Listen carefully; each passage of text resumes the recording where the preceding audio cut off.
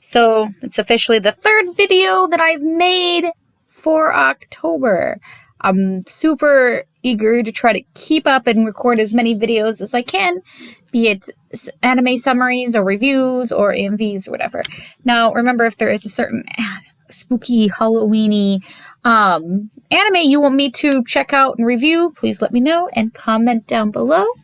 The first one I did was Ghost Hunt, and today is Rampo Kaitan's Game of Laplace, a very much underrated, but be advised, mature anime. There are a lot of dark themes in here that you kind of, trigger warning, be aware of that. I mean, it is a murder mystery anime, so yeah. Rampo Kaitan Game of Laplace was made back in 2015 to celebrate the 50th anniversary of Edogawa Rampo's death. This anime is actually based on his works of the Detective Boys, which, if you're a fan of Edogawa, this is definitely an anime worth checking out anyways, especially since it's based on his most famous characters of Goro Kechi and Kobayashi and so on.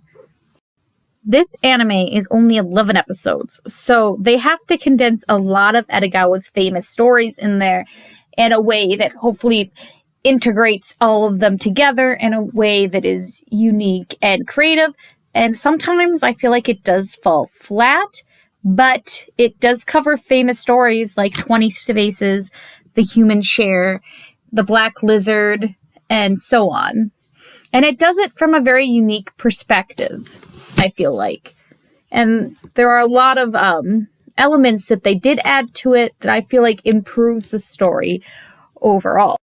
Some of the trigger warnings that I would definitely give and have you consider before you do watch it is it does feature suicide, explicit murders, and very dark themes of mental health and stuff like that. So while I think it's worth watching at least once, I do think you need to be in a good mindset to watch it. And its ending is not necessarily happy. It kind of depends on how you look at it.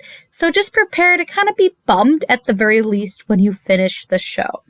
It is heavily hinted that the main character, Kobayashi, has a type of disorder because he has issues very much just staying in reality and staying entertained, I guess you could say, by the world around him, and he easily forgets people's faces. If they do not have enough of a presence in his life, they basically become shadowy people around him. And I feel like he kind of struggles with showing proper emotions and even really just friendship in general. He only has one friend, actually, at the start. He does develop more relationships later as the story does go on, as he builds as a person, but you can definitely see him struggling, and I feel like the way they animate and show this with characters coming in and out of his life through shadowy figures and becoming prominent people and then going back to being shadowy people is, I think that's just a very artistic and unique way to go about it, and I really did like that about the series. Hashiba, Kobayashi's really only friend at the start, and the only remaining friend or constant friend, I should say. Other people do come, but he's the constant one. And he is very much Kobayashi's foil / other side. Kobayashi has no sense of awareness of danger. And I think that's part of whatever mental disorder he's hinted at having, if you know what I mean. But Hashiba keeps, an eye on him and is very protective of him. And as you watch the series, it is very obvious that Hashiba has a huge crush on Kobayashi.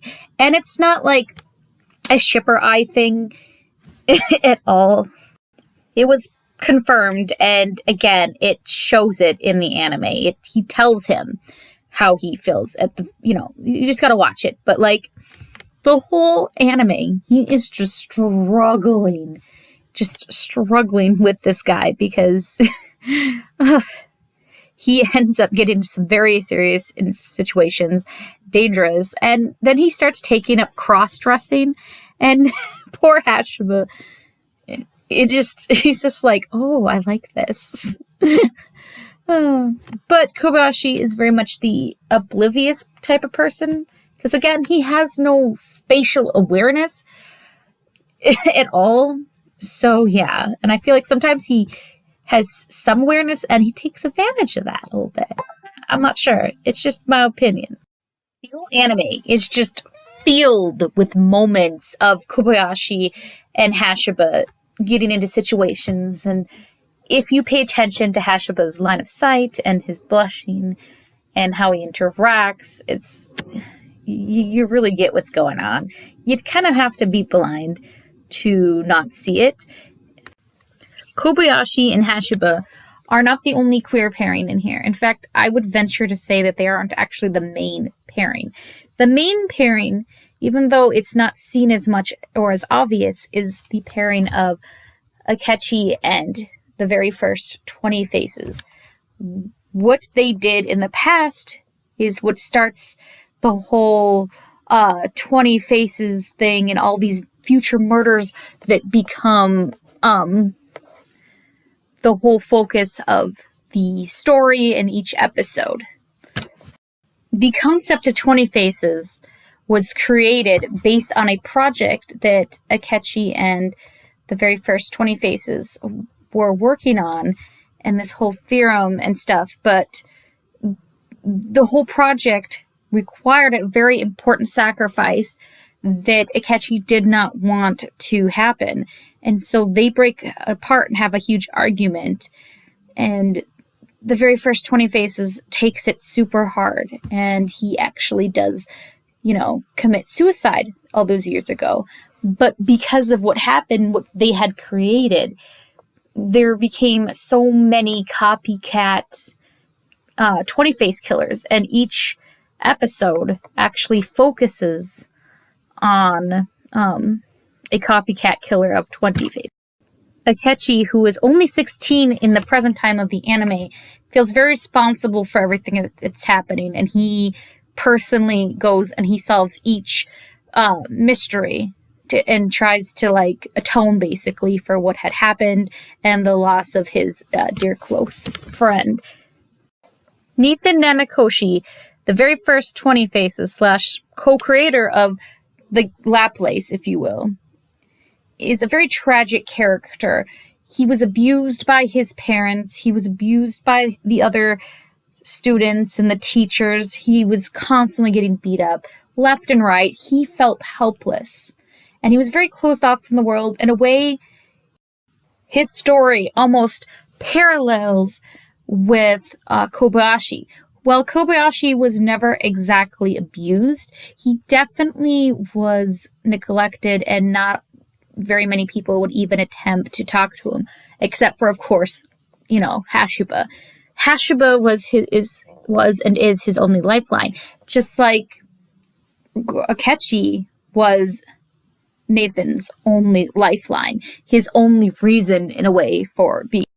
Kobayashi ends up coming to really admire the very first 20 Faces and what he's done and what he's created.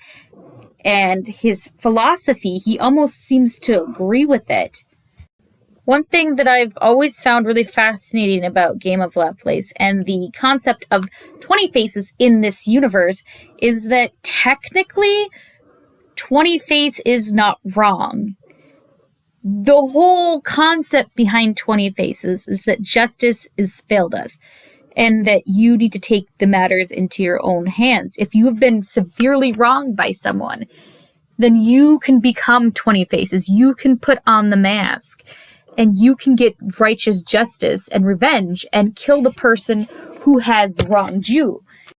You really can't trust anybody in this anime, because at any point in this anime, somebody will get wronged, and the person who was the offender will end up getting deadly consequences when that character who was wronged ends up taking on the role of 20 Faces.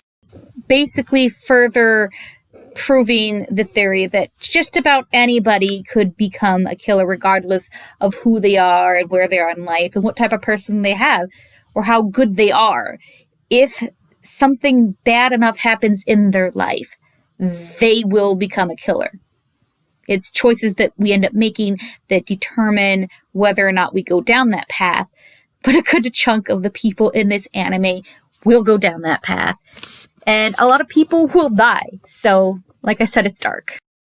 While it is a dark anime, there are moments throughout it that are filled with humor so that you're not completely just bombarded and taken down by the sheer depths of despair. So don't worry. There is humor. And you will laugh as much as you will cry, and I am sure cringe. If you're interested in Edogawa's stories, but you don't want it to be super depressing, and you want a slightly longer story, or you like this and you want to experience more of an alternate universe with these characters, I suggest Trickster. It's a lot longer, and there's a lot more fun and humor in it compared to Game of Laplace. Plus, you'll see different versions of the characters and new personalities and outlooks as well, and I think that's honestly really interesting. Kobayashi, for instance, has a bit of a darker backstory and a little bit more tragic, and Hashiba ends up becoming more of like a very carefree, energetic, adventurous character compared to how he is in Game of Laplace. So definitely, for sure, check out Trickster. So also, the English cast is really good. It's got Todd Hepburn, Justin Briner, Jared Joel, and the works.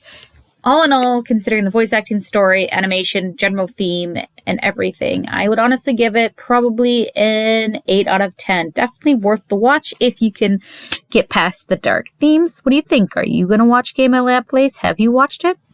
Did you like it? Let me know.